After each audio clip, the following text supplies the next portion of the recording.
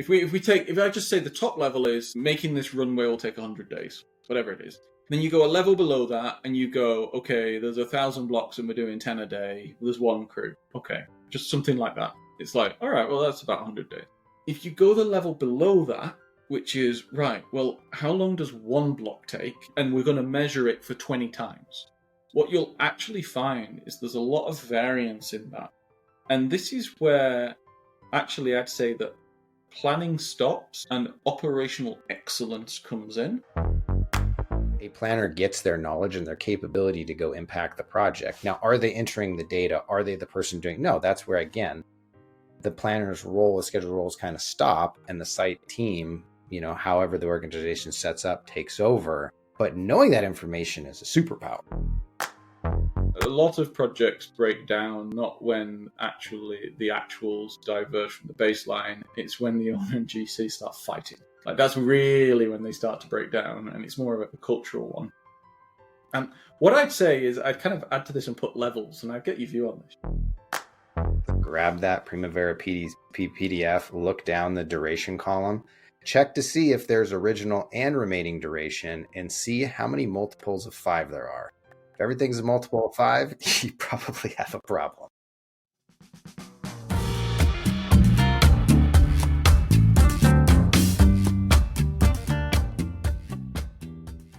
Hi, folks. A quick one before we dive into this week's episode. Our book, The Critical Path Career, How to Advance in Construction and Planning and Scheduling, is out now, and you can order it on Amazon. We'll include a link below.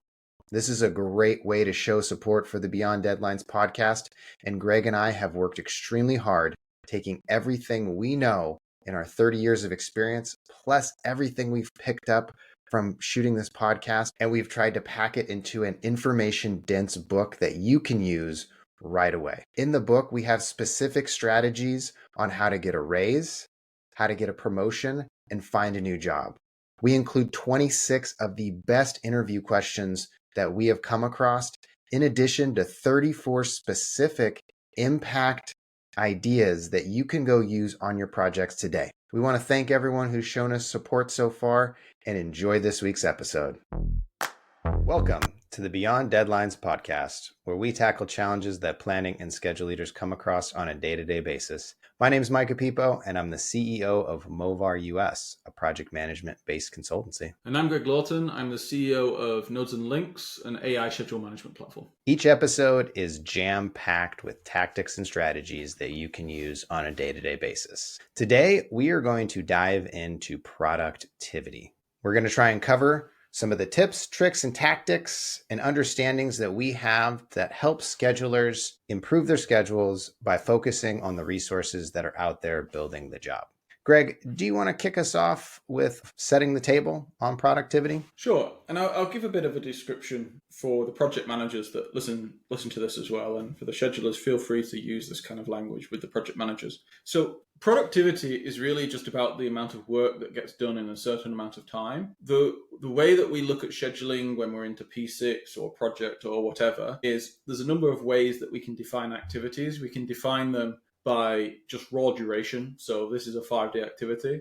We can define them by the amount of work that needs to be done. So this is a 200-hour activity, and then the resources assigned to that will determine its duration. Or we look at it just in terms of the resources assigned. So it's all the same equation. It's just which bit are you flipping around. And then really it's about what level you're looking at it. Are you looking at just overall productivity? So I've got 5,000 people on site, will be done in 12 months. That is a productivity ratio of some kind. Or are you looking at like the details? So how long does it take for you to lay 5 meters of rebar concrete? That kind of thing.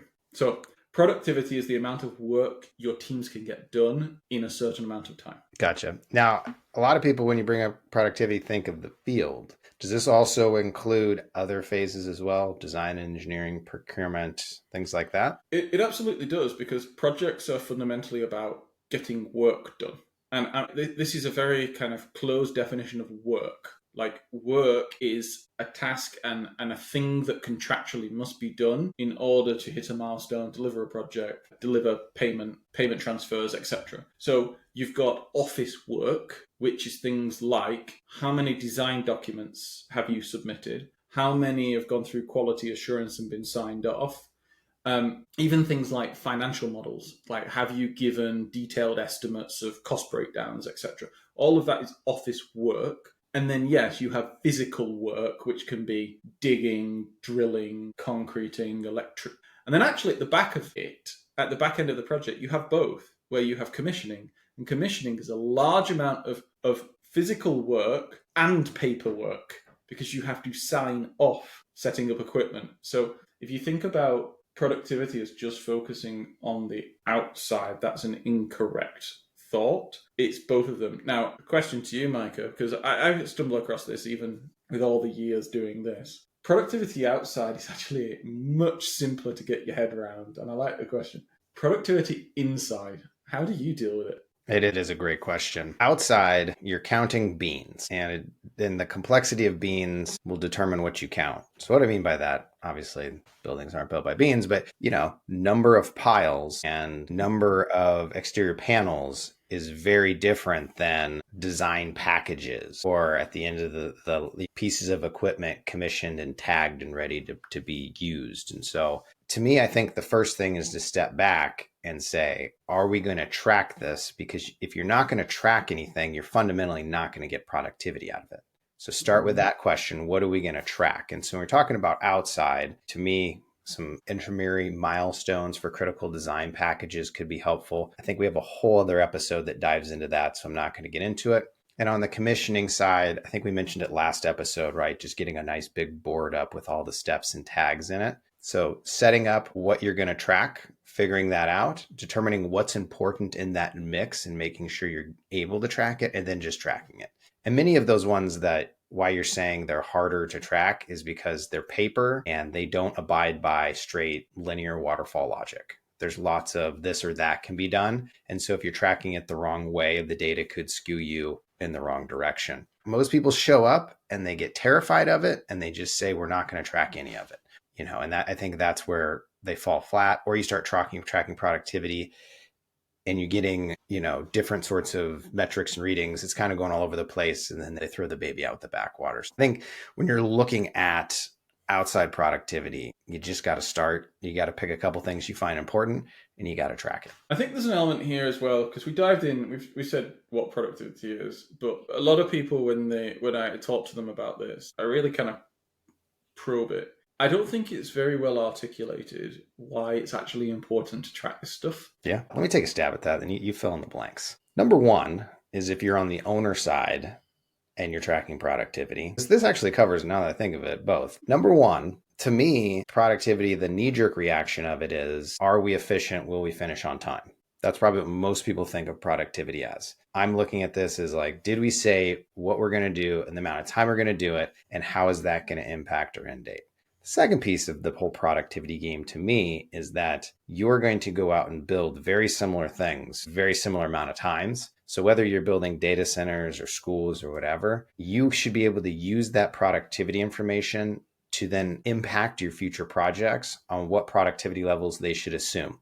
And it blows my mind the amount of owners and contractors that have zero productivity across zero anything that aren't then using that across their projects. And then also probably the last one, and it's kind of similar to the first one, but it's a little bit different, right? One is a little bit of a delay mitigation. The second one, this one's a bit of an acceleration. It's when you do get into sticky situations, how much can you turn the dial of your productivity to impact your project? So if you have a good historical set of data based on, a variety of factors of productivity, you should then be able to know, okay, we can actually go a little bit faster, with the second phase MEP, or we could go a little bit faster on commissioning, or we've never seen these levels before, so we shouldn't assume that. I think that's, to me, why productivity roughly exists. You nailed it on the head there. The only slight things I'd add to that is what you and I use it for, which is a risk thermometer, which is, if you said, I'm going to lay this much concrete per day and you're half that, and you're saying you're on time, I'm like, how many other estimates are off? And then the other is a transparency one, because a lot of projects break down not when actually the actuals diverge from the baseline, it's when the owner and GC start fighting. Like that's really when they start to break down, and it's more of a cultural one. And what I'd say is I'd kind of add to this and put levels, and I'd get your view on this. You and I haven't chatted about this before, but I'd say that productivity is one of these more subtle subject areas. And I mean more subtle in that you can get away with being a very bad planner or project manager and not considering productivity. So you could just say all tasks are 5 days because that's a week, or all tasks are, and you can just kind of guess how long things will take. That is actually one of my favorite schedule checks, and it takes anybody in the world about 20 seconds to run. Grab that Primavera PDF, look down the duration column, check to see if there's original and remaining duration, and see how many multiples of 5 there are. If everything's a multiple of 5, you probably have a problem. All right. Anyways, continue. So level 1 would be, I don't know my productivity rates, so I'm just kind of wildly guessing, or I'm kind of just asking people to wildly guess. And I'm not tracking these things. And to be honest, I'm not learning them. I'm just kind of monitoring by what people on site are telling. Oh yeah, it's on track. Okay, whatever. But Greg, you're an owner. You signed a contract and you gave all the risk to the GC. Why do you need to know the productivity? Well, for anyone who's ever been through court or litigation, it sucks, and it's preferable not to go there. So even though you've passed everything across, it's very good to have transparency and be able to have good conversations with people. You and I know the experienced owners. Yes, they pass the risk across, but they are transparent and they look to help out. The what I'd call new owner, like owners that are new to this game, do go, well, I've passed everything across, so there's nothing for me here. Okay, well, good luck spending the next 6 months in lawyer meetings. So level 1 would be that basic. Level 2 would be an individual project. So you are actually tracking it at a reasonable level on an individual project. You know, you're using it to inform your future forecasts, which really is what it's there to do. And you're using it to inform elements of risk. Number 3 would then be a portfolio view where you've got standardized coding. You know, I think back to Josh from Zachary. We did the episode with him where he was saying that because they do almost entirely motorways, they know how much their productivity rates for earthwork, laying, foundation, all of these things, they know what their productivity rates are. And to be honest, I could imagine with something as repetitive as motorway building, you're just not a competitive company unless you know, because the margins are, I'm just guessing, by the way. I'm guessing that because it's a commodity, the margins will be pretty low. So you live or die based on your productivity rates. Yeah, for sure. Okay, well, thinking on a little more, I'm pulling on, Micah, you know exactly what I'm talking about, the book that we're going in. Thinking on a little more. Before we go to the book, I said one thought before we get, into the book.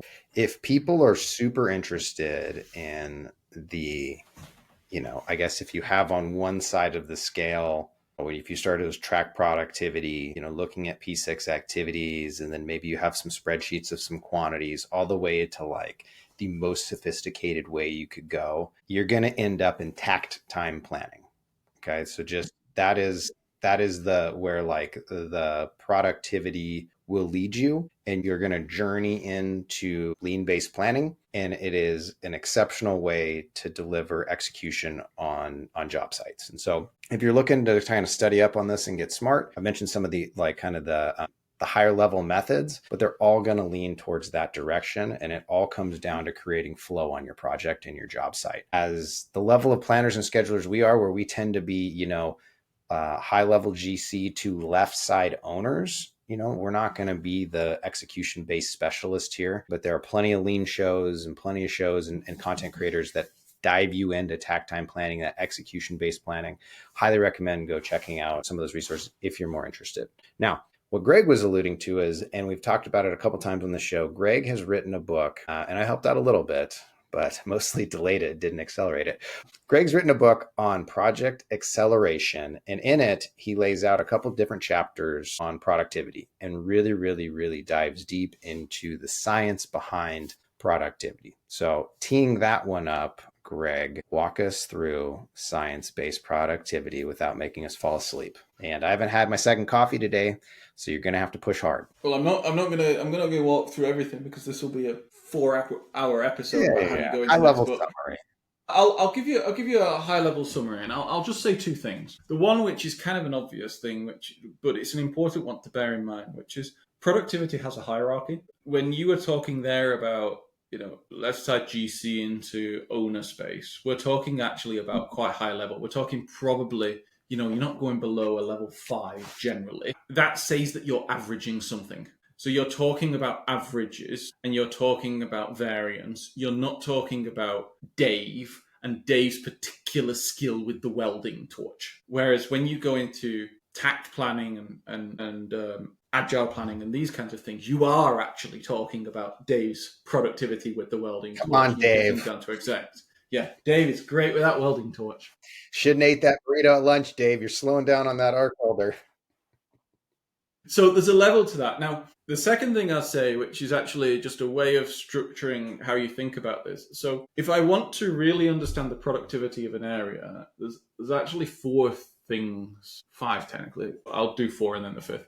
4 things that you need to ask questions about that area. So number 1 is, without any kind of complication, what's the productivity that one unit can provide? So 1 digger, 1 concreting team, Dave, one welder, like whatever 1 unit is, what's generally the productivity they can provide? And then the other factors are how that can change. So for example, there's a volume factor, which is pretty linear. It's like, okay, well, if I have 1 concreting team, what if I have 5? Well, technically it should go up by 5. The next one is a coordination factor, which can be positive and negative, which is, for example, okay, if I have concreting teams do work separately, but for example, if I have a commissioning team and I have my electricians and my systems integrators, if they're working together, do they produce more per hour than if they work separately? Is that like a component of space as well? So how many people you can fit into a space? So that's the final one. That's a disruption. Oh, sorry, I jumped ahead. Zip.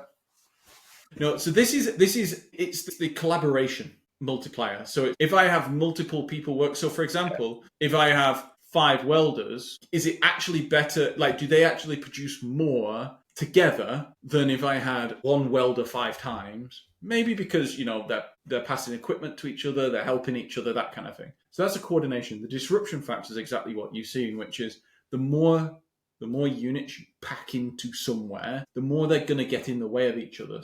If I said, right, well, we're going to have 7,000 concreting teams, they're just like the trucks are going to slam in the door. It's going to be a massive queue down the highway. There's going to be a massive waiting time at the tool shed. It's just going to deteriorate at some point. So if you think about it like this, where you've got what can 1 unit do? How many units am I getting? That's a volume multiplier. How do they coordinate with each other? So is the productivity going to increase, decrease, or stay the same? And where's the disruption? So and disruption normally falls off a cliff. It's normally 0 and then it falls off very quickly. The coordination factor varies quite a lot. The reason I said a 5th one is because you can have multiple resource types or multiple resource units working together. So for example, in my commissioning, if I had the systems integrators and the electricians working together, it could actually cause a lot of disruption because of space and because the systems integrators might catch up to the electricians and just be sitting around waiting for the thing to be powered up, as opposed to doing a full day shift of electricians and then doing a full night shift of systems integrators. You said you're going to give the high level, and based on what you gave us, I feel like that may not have been high level. So anyone who's interested in learning about project acceleration, hold on to your belt pants for when Greg's book drops, because if that is high level, this is going to get very interestingly detailed and is going to be an amazing read. So that's kind of seems to me almost like a calculation of productivity. That is how you calculate productivity, and it's how I'd approach it. So for example, if I generally don't work on projects that are a level 1 in that kind of framework of maturity, maturity. It's more like 2s or 3s, because I particularly deal with the analytics. So I'm particularly dealing with acceleration, risk, litigation elements around the analysis, these kinds of things, more the really advanced analysis. If I'm wanting to get good productivity rates, let's say that it's just, I remember one example, which was an airport, which is literally like they put those massive slabs on the runway, and they were tracking progress based on the massive slabs on the runway. So it's quite simple. But it's like, okay, well, let's just assume the slab deliveries are infinite. So we've got all of the slabs we need sitting next to the runway in the inventory.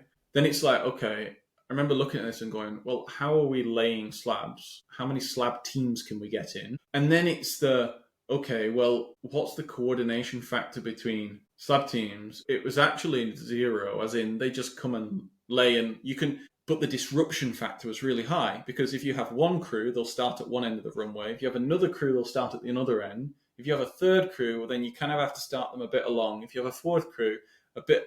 And then it comes to the point where actually the bottleneck is going and picking up the slabs and logistically moving them. And it might sound really intricate, but actually I think a lot of superintendents, they think this way because it's about the real practicalities of how you actually get slabs on the runway.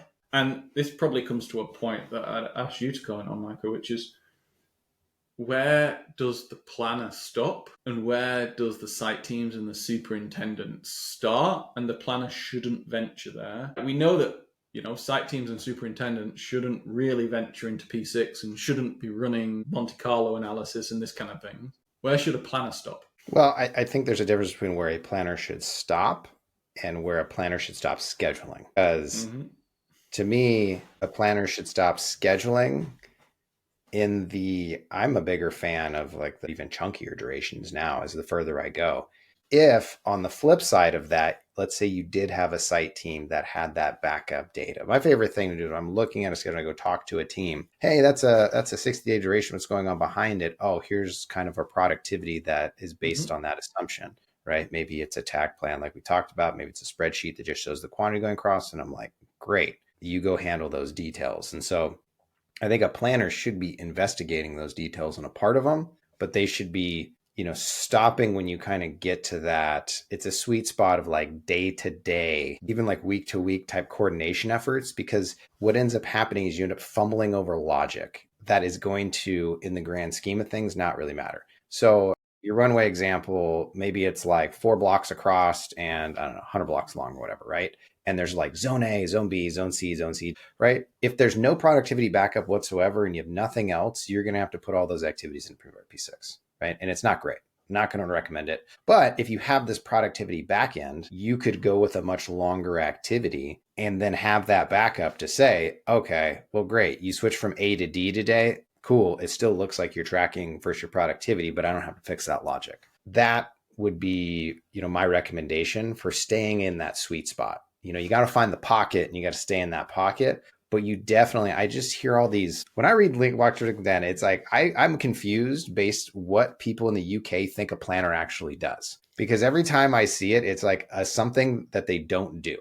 A planner doesn't get into those type of details. A planner doesn't touch P6. A planner doesn't do this. A planner doesn't do that. A planner just helps with high level coordination, making sure the job stays on track. And I'm like, well, how do you do that if you're not doing any of these other things? Now, maybe I'm just probably spending far too much time on LinkedIn and reading too many comments, but that to me is where a planner gets their knowledge and their capability to go impact the project. Now, are they entering the data? Are they the person doing? No, that's where, again, the planner's role, the schedule roles kind of stop and the site team, however the organization sets up, takes over. But knowing that information is a superpower. That's the point. So from my experience, number one, the point you made about when they stop scheduling and when they stop knowing, I think I haven't thought about it that way, but that actually encompasses it. Number two, in my experience, this varies a lot between industries. So for example, if you're doing a nuclear outage, you actually plan to the minute. And do that because of regulation. So like that is, right to the minuscule detail. Because everybody's going to die. Yeah. But for example, if you're building a highway, then you could just be like Section A concreting, big long bar, and you can get through it. The third thing I'd say is to the maturity point, which is if you actually want to do risk analysis and acceleration analysis and variance analysis and these kinds of things, this is at the heart of it. So if you think about it, if a risk analysis and a variance analysis and acceleration analysis is all about wobbles, so like the wobbling duration, how do you get an understanding of the wobble of a duration? Well, this isn't magic. You just look at what makes up the duration. It's the same as going, this material melts, 1,000 degrees C. How does it do that? Well, you look at the bonds between the atoms. That's physics. So you're like, well, I just look at the energy levels and blah, blah, blah. And it's the same thing here. It's going, I just need just one level below, which to your point, you can go and ask the site team. Now, if I know that they're thinking of using 4 crews and a crew can do 10 blocks a day, and that's how it's based, and then I know that that goes on the critical path, then I can go to the site team and go, how quickly could we get a 5th crew here? Yeah.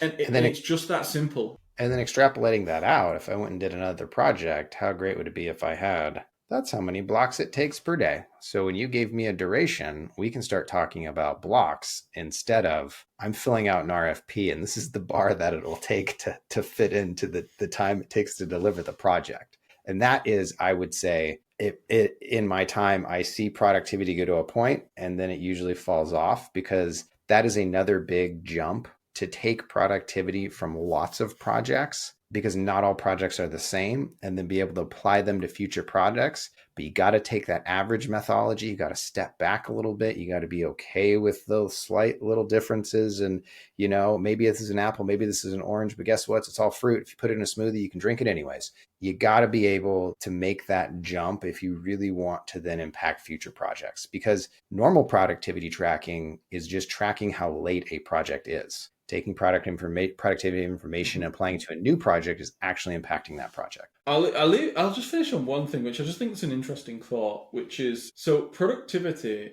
isn't consistent. So if I just say the top level is making this runway will take 100 days, whatever it is, then you go a level below that and you go, okay, there's 1,000 blocks and we're doing 10 a day. There's 1 crew. Okay, just something like that. It's like, all right, well, that's about 100 days. If you go the level below that, which is, right, well, how long does 1 block take? And we're going to measure it for 20 times. What you'll actually find is there's a lot of variance in that. And this is where actually I'd say that planning stops and operational excellence comes in. And the greatest planners I've ever worked with set up proper processes with operational excellence, because that's how they actually create predictability at a systemic level. So, for example, there are people, they're not planners, it's the Ops X team who are on with stopwatches and they're measuring things and they're pulling stuff out of Procore and they're pulling stuff out of whatever system they're using for like job cards and these kinds of things. And they're looking at that level. And the key, it's super obvious how this stuff works. Shit wobbles, so you can't be perfectly accurate with how long things take. People are pretty clever, so they can figure out ways around problems. People get tired.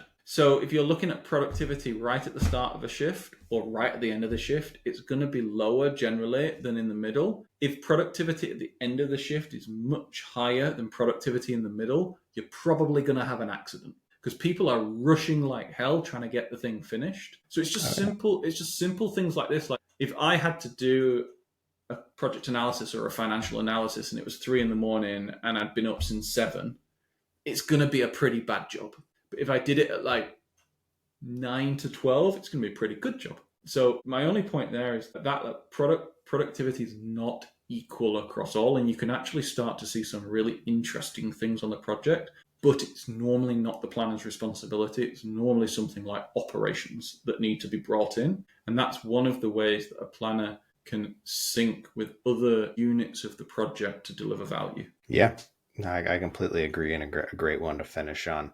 Well, folks, before we take off, I want to do something special this show, and I want to shout out some of the people in some of the countries that are listening to our show. It blows me away every time I look at the listening stats and locations, but Greg, strap yourself in, get ready, check this out. I haven't seen these. I'm quite excited about Shout out to El Salvador, Puerto Rico, Albania, Uruguay, San Marino, Bangladesh, Lithuania, Trinidad and Tobago, Iraq, Togo.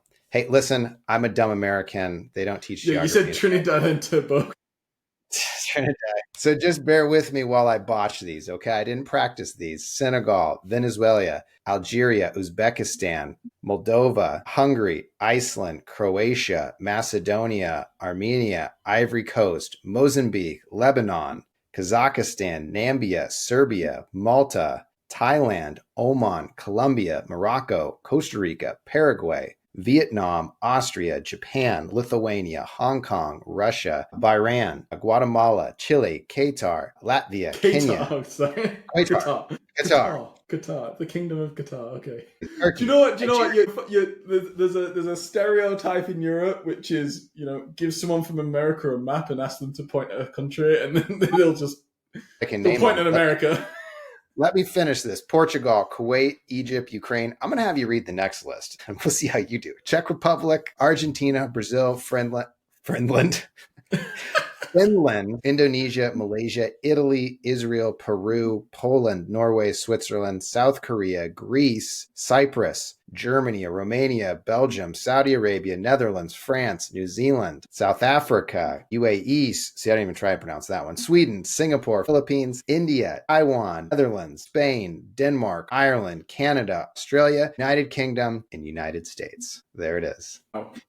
Can you do a count on that? How many countries is that? I don't know. I'd have to actually. It's probably around, I don't know, 100 countries. Now, there's 220 countries in the world, but most of those are like Monaco, Luxembourg, and like small countries within Africa. There's a lot of tiny ones. So I'm like, that's probably most. I heard the top 10 at least biggest populations in the world there. No, except for China. I didn't hear China. Yeah, we got to figure out how to get over there.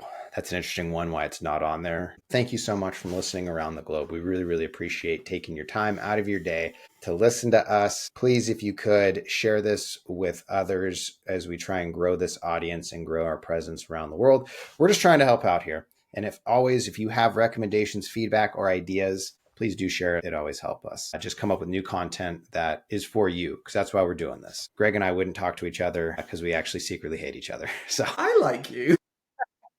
Well, this got really awkward. On that note, thank you for listening, and we'll see you on the next one. Have a great week, y'all.